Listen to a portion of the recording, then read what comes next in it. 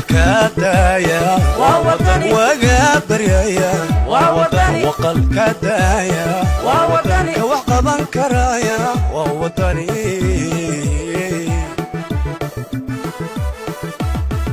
وقابريا ووطني وقل كدايا ووطني وقابريا ووطني وقل كدايا waxa ilaahay mahadiya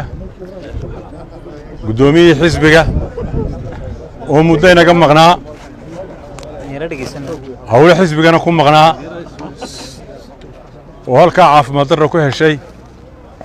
aynu halkan ugu wada ducaynay maanta isagiyo bad qabo caafimaad qabo inuu ilaahay noo yimi ilaahay baan ugu shukriyeynaa haddaanu odayaashii xisbiga nahayna waxaanu leenahay gudoomiye ku soo dhawow annaga dhufayska ku sii jiray hawlo badan baa imika xisbigu dee soo food saaray waxaanu ku faraxsannahay inaad horey ka gasho oo aanu kugu sinnay dee kuna soo dhawow bismillahi raxmaan raxiim wa sala allahu calaa sayidina maxamed wacalaa aalihi wasaxbihi ajmaciin marka hore waxaa mahad oo dhan iska leh ilaahay subxaanahu wa tacaala sida ka warqabteen muddaan idinka maqnaa kooban muddadaan idinka maqnaana waxay haleelay xanuunkan ama caabuqan covid-19 reer somalilan iyo dad badan oo soomaaliyeed baa soo duceeyey markaa ducadana waa la aqbalay xanuunkuna wax dhiba kalamaan kulmin intii muddadii aan ku jiray karantiinka markii dambena waa layga qaaday mar labaad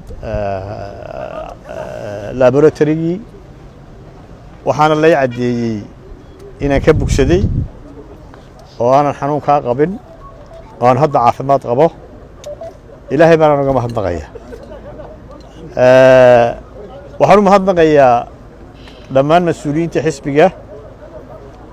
maanta igu soo dhoweeyey cigaal international airport hoggaanka guddiga fulinta xogeeyayaasha garabka haweenka garabka dhallinyarada madaxda gobolka mas-uuliyiinta gobolka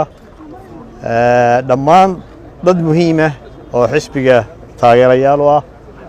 iyo dad kaloo soo dhoweeyeyba aad iyo aad baan uga mahadnaqayaa walaalayaal maanta kelimaddan odhanaya horta arrintaa covid-19 waxa weeye inaynu weli taxadirno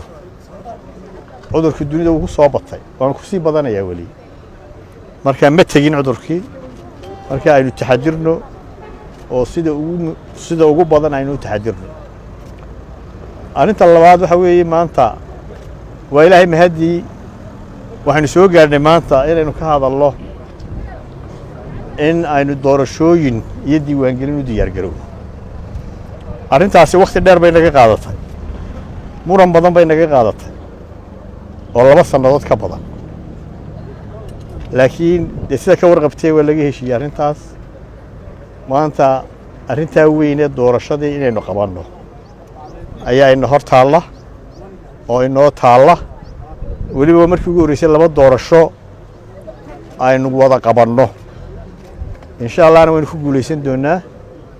waxaynu u baahannahay arrintaa aynu soo wadnay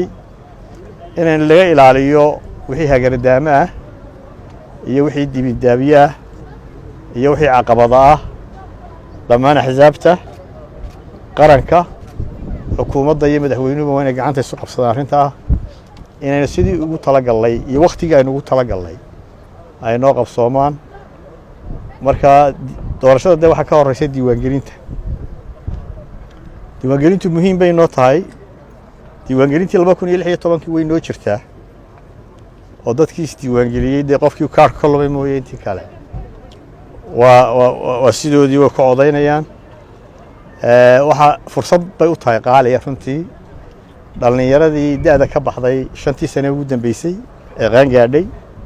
dadkii ka maqnaa markii hore ee aan codaynin ama dalkaba ka maqnaa ama joogay ee aan isdiiwaangelinba marka waa fursad qaaliya fursaddaasina waxaynu u baahan tahay inaynaan dayicin oo aanay inaga lumin kelmaddeyduna waxa weeyaan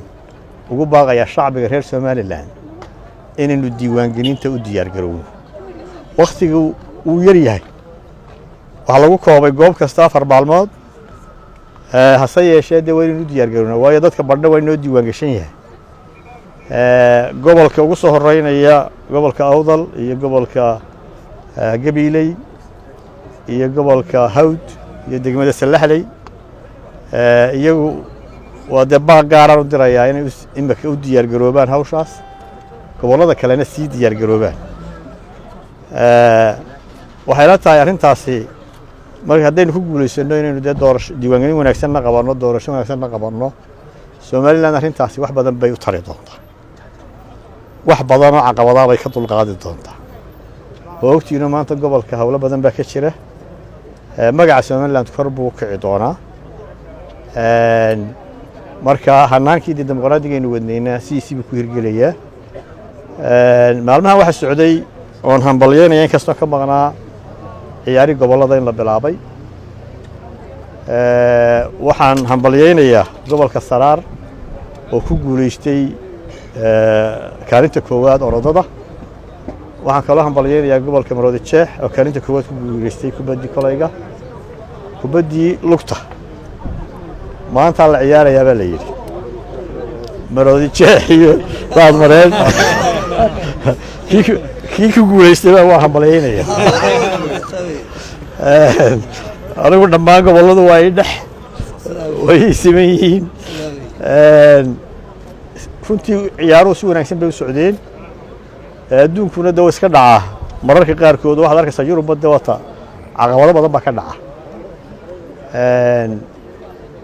waxaan qabaa inaan ka maarmin 4 sanadood gobolka Togdheer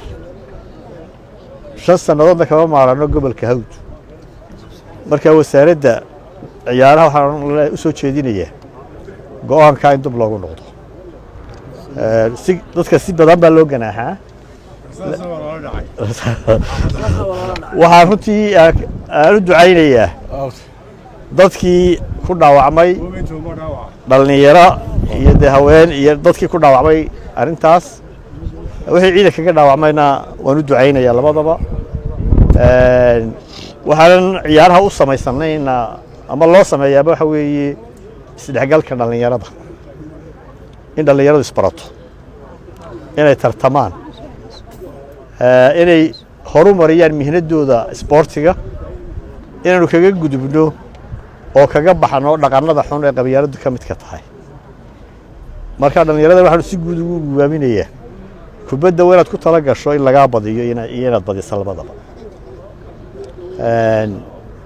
runtii inkasta de ka maqnaa laakiin aad iyo aad bay dee xamaasadii ka jirtay oo ka garanaysaan ciyaaruhu intii socdeen waxaan ugu baaqayaa si guud labada tiim maanta ciyaarayana in anshaxa iyo nidaamka iyo nabadgelyada la ilaaliyo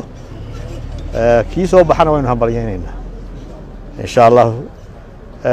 waxaan ku soo gunaanadayaa mar labaad baaqaygii hore ee ahaa inaynu u diyaar garowno diiwaangelinta wixii kale hadala markaanu xisbigaas wareysano ayaynu dib ugu dhigan doonaa saxaafadda aad iyo aad bay mahadsantahay